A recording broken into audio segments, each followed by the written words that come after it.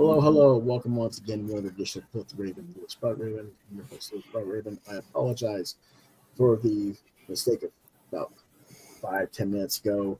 Um, we had technical flub, and I should have figured out what it was right away. But for those who don't know, I was in the hospital last weekend from a heart episode, and I'm not quite myself yet. And so I didn't realize what was going on was I was having an open window with YouTube playing delayed the actual on YouTube. So I was like, what's going on? I'm getting audio problems. But we got it fixed, so that won't happen now. So anyway, it's Friday. That means it's time for movie and TV talk. And I'm joined at this time, as usual, my co-host, Basal, the fat man who laughs. Hello, everybody. Yeah, that reminds me of that that meme that says, "My brain is like an internet browser. It's got like 25 tabs open. I don't know what's going on, and where the hell is that music coming from?" Yeah, that's exactly how I felt for a moment there. But yeah, like I said, if you guys don't know,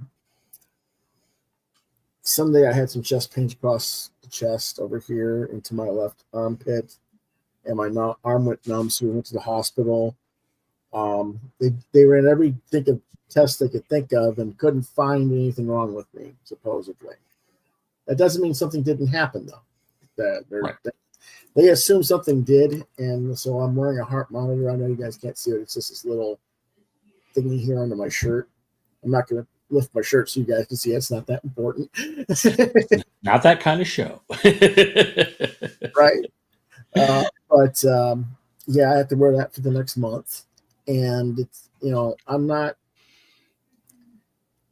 just not quite myself since. My focus hasn't been quite what it has been. So if I can, get laser focus on something, I'm good. But as Chris knows, I'm used to doing 50 bazillion things at once, and I can't do that right now. So that's kind of where I'm at right now. But we're going to be trying to come back with the show and do things regularly again. I know we missed about a week worth of programming. So again, I apologize for that. So yeah. You got to take care of yourself. So. Mm-hmm. Yeah. So, and for those of you who do want to see Raven lift his shirt up, you can subscribe to his Only Ravens fan club.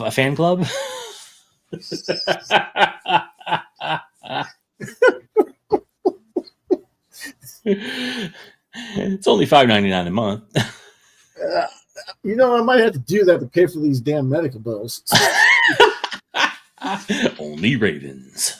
Yeah. Anyway, I'll have to feather myself and then take off one at a time. Oh, there you go. Yeah. See, he thinks he can get one up on me. I can cut up with the best of them.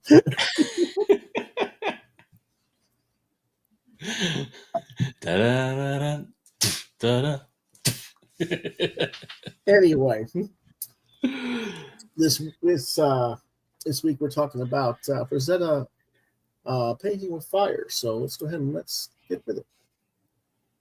I'll let you read it.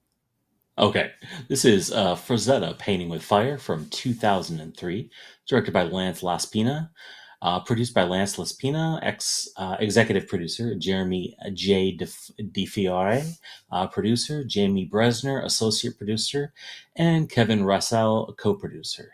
Starring Frank Frazetta, Eleanor Frazetta, Heidi Frazetta, Forrest J. Eckerman, Simon Bisley, John Buscema, Glenn Danzig, Bo Derek, Kevin Eastman, Joe Jusko, Dave Stevens, Al Williamson, Dave Winishewski, Winowitz. David Winowitz. Yeah. Neil Adams, Ralph Bakshi, Brahm, Arnie, and Kathy Fenner, Tom Gianni, Michael Wim, Kaluda. Michael William Kaluda. Oh, William Kaluda, John Milius, Bud Plant, Roger Reed, Walt Reed, J. David Spurlock, William Stout, Bernie Wrightson, Mark Schultz, and Frank's children, Frank Jr., Bill Frazetta, Holly Frazetta, and Jeannie Frazetta, with a runtime of about 1 hour and 33 minutes. And what this is about. So, for over 50 years, Frank Frazetta dominated the art world with his images of fierce warriors, helpless princesses, and fantastical creatures set in the most lavish landscapes. His impact upon the world of fantasy art and film was unparalleled, and it can be seen to this day in the Lord of the Rings trilogy. Amazingly, he managed to do this while nearly dying because of an undiagnosed thyroid condition. Even more astonishing was his ability to survive 6 strokes, which forced him to switch from drawing with his right hand to drawing with his left hand.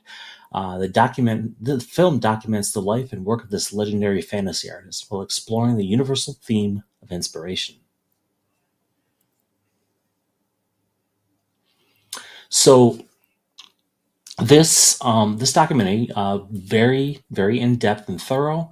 I do feel as though they kept going over the same things, like the same points over and over. Like they could have easily, cut some time from this film. But then he did suffer 6 strokes, so you're going to repeat some things. Sorry, excuse me. I felt it was as much about his relationships with other artists, friends who worked closely with the people he started working for as an assistant early on, like Al Williamson, than it was about his art per se. I felt like the film could have edited out like 15 minutes, but all in all, it was an enjoyable and enlightening film. Yeah. Um, for me, it was a little bit hard watching this one. I thought I'd have more interest in it, but like you say, it's very much the theme of the film was more about the relationships and friendships and family that he had, Mm-hmm. more so than the actual influence his art has had, in my opinion. Right. Um, which is, you know, fine, except it didn't really cover enough of the friends, if that Right. makes sense. Yeah. So it was a bit of a slog for you. For me, being a military brat, and I didn't have the kind of lifelong familial associates that many of Frank's generation of artists who lived in the New York boroughs of the 20s and 30s, Kirby and Ditko and others, also fit this category. There's a sort of a disconnect for me.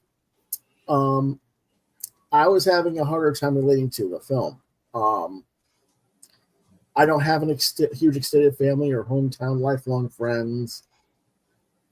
So for all the play up that was done with it, like they went to one of the guys' mother's house to have dinner in the middle of the Right. movie. I'm like, what does this got to do with anything? I was bored, for lack of a better word. I was like, just get on with it. Right. But to be fair, that is Frank's family and that's his life. And I'm not judging him or any of them. I just don't feel like the director did a particularly great job of making it interesting. Right. And the sad part of it is the friends that he had on the show are some fairly important contributors to comics in their own right that most people don't know who they are. So I would have liked to have seen a lot more of the film explored them as a group and how they inspired one another and how Frank rose, in part because of all the stuff that he picked up from all of them too, because he did. And they stated that he did in the film, but they didn't really, drive the point home, in my opinion. Right. And they're like more like semi-background characters than and casual non-comics historians are going to be like, okay, why?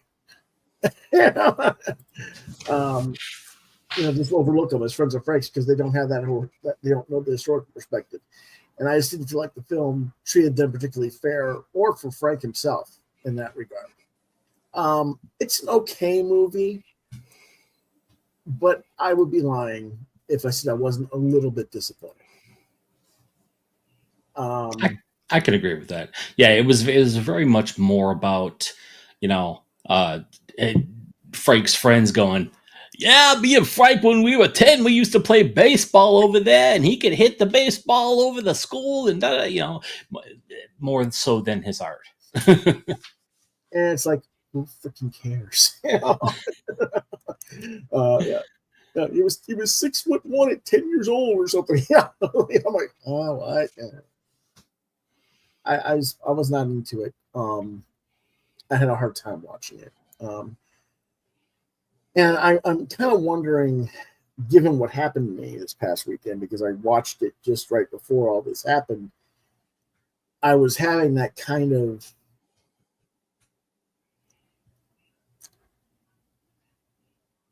confusion trying to Right. watch it. Okay. And I wonder if that was part of what was going on in my head too, maybe. That could have been. Because there's still a possibility what I had was a mini stroke. As far as they didn't find any evidence, but the fact that I'm still a little bit foggy even a week later, I think that's a possibility. So, That is a definite possibility. And they say it'll be before a stroke happens, you get like this aura, they call it.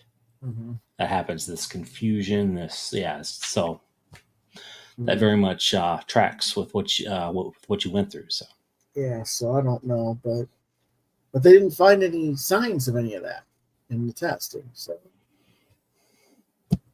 who knows what happens? But let's just hope I can get myself back to somewhat normal again. right. Anyway, we both gave it a 3 out of 5. It wasn't a bad film by any means. It just, Yeah, it was more about the man than the artist. well, yeah, and I would have liked to have seen a little bit more stuff. I mean, there was actually more knowledge about what he was talking about with who he got taught by or didn't get taught by, depending on whose perspective you hear, on his Wikipedia page than there was in this movie. Right. And well, if you were to watch this movie, you come away thinking that he was this genius that just everything happened naturally, because that's what he said. He's like, I was just good at it. It's I tried something and I was good at it. Mm-hmm. So Yeah. instead of actually having to like work at it. Right. Yeah. Well, he had to work at it some, but I mean, he also had a natural ease to it too. But then once you have the strokes, you got to relearn it. Talk Mhm. about that. And Yeah, they didn't really do enough with that, in my opinion. yeah, being ambidextrous is not easy. Yeah. So, Not easy. yeah. So, And it's bad enough just trying to feed yourself with your left hand. It's comical trying to feed yourself with your left hand, much less draw.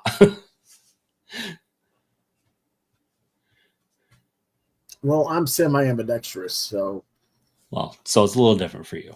yeah. Well, I was supposed to be left-handed, but they broke my hand when I was in grade school early on with the stupid uh, nuns took a ruler and broke my hand. Oh, geez. Damn And nuns. I don't know if it's a psychological effect or whatever, but like I can throw left-handed, I bat left-handed, I cannot throw or bat right-handed. I write now and draw with my right hand. I cannot write or draw with my left hand. That is bizarre.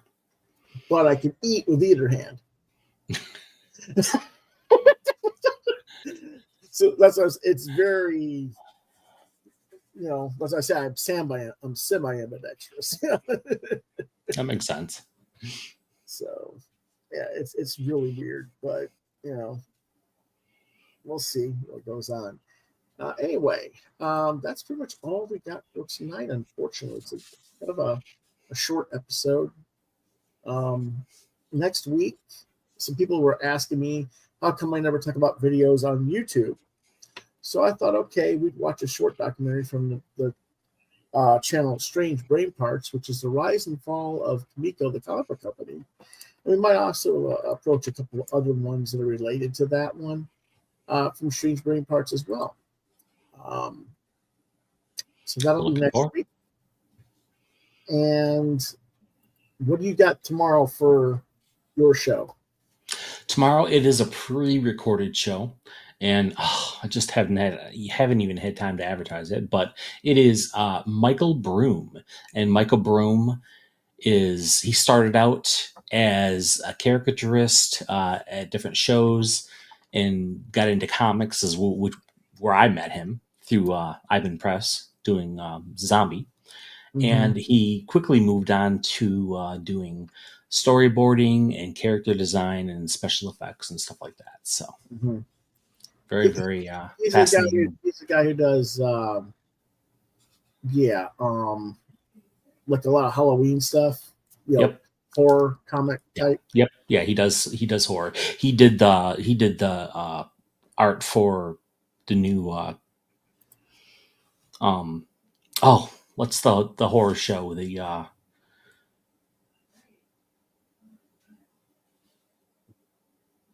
can't Total think of it. Tales from the Crypt. Is it Tales from the No, yeah, maybe there is. I don't know. No, it's not Tales from the Crypt, it's the other one. Oh, okay.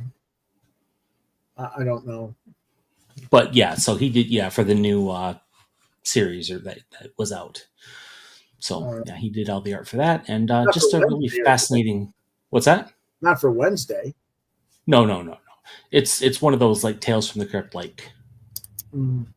shows. All right. Well, that's tomorrow at what time?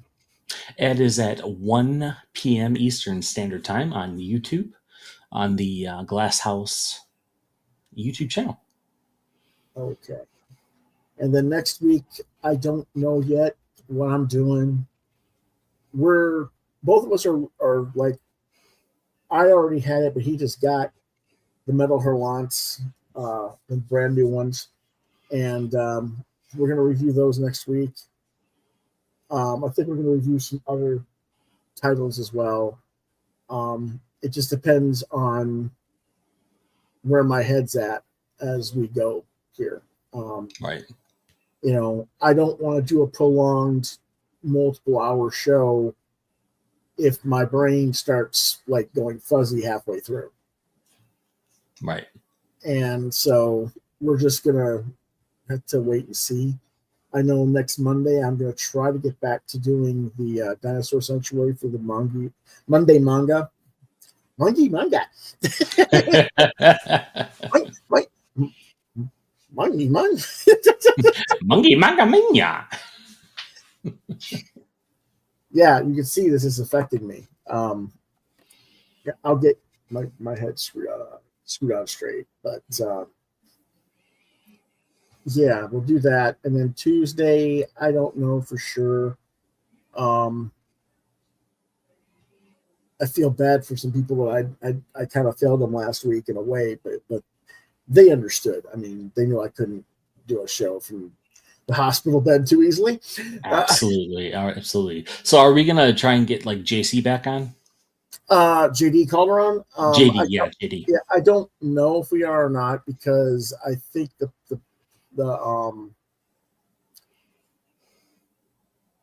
campaign's already ended, I think. Okay. But I'll have to check. All right. If not, then we'll go from there. But yeah, my head's still, swimming a little bit. Yeah, and you see my eyes are closed. It's because the light of the monitors kind of bugging me a little bit. But that's another thing that I'm just not really quite there yet. Not back up to 100%. Yeah, but we'll get there. So anyway, we'll be back with hopefully regular programming next week. It may not be as long or as extended, but you'll at least get something worth your time, I hope. Yeah, there you go. So, all right. Until then, if you want to reach out to me, social media, I'm on Facebook at Lewis.BrightRaven, on Twitter X at LewisBrightRaven2. You can see my artwork at deviantart.com/BrightRaven. And you can find Chris's at deviantart.com/fatboy73. You're watching Quoth the Raven, Lewis Bright Raven exclusively on YouTube. If you have questions, comments, email me at quoththeravenlbr72@gmail.com. I'll get back to you there. Try Lewis Bright Raven at yahoo.com. And if you want to reach out to Chris, it's ghthrowingstones@gmail.com. Okay? Alrighty. So I thank you guys for watching, and we'll hopefully be back on Monday. I'll be a lot more coherent and cognizant of what I'm doing, and I won't have any technical screw-ups. Until then, you guys out there, stay safe and stay healthy, and we'll see you next time on Quoth the Raven, Lewis Bright Raven. Quoth the Raven, nevermore.